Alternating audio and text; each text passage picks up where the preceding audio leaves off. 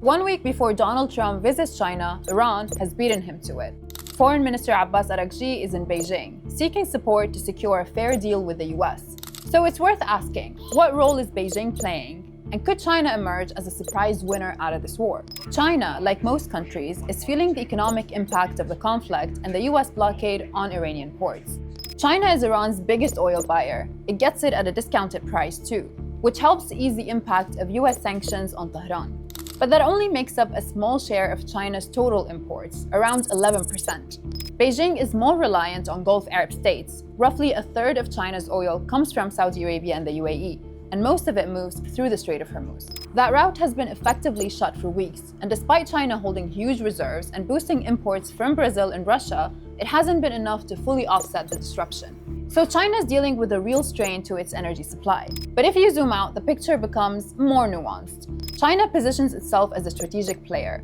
Unlike the US, with its alliances with Europe, Gulf states, and the Indo-Pacific, China's only military ally is North Korea, meaning it's more free to engage when and where it suits them. And that is exactly what is happening here. China maintains energy ties with Iran. It protects its relationship with Gulf producers, and it keeps diplomatic channels open with Washington.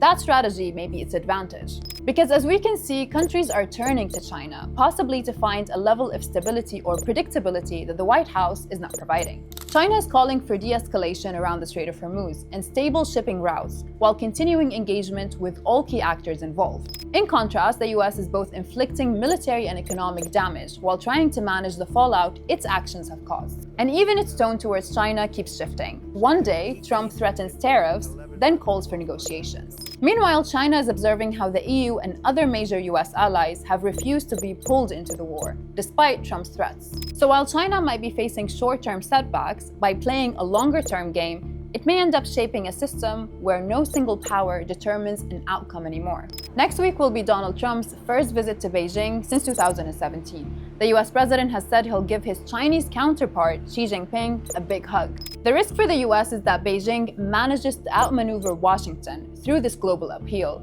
meaning a big hug might be all Trump has to show for his trip.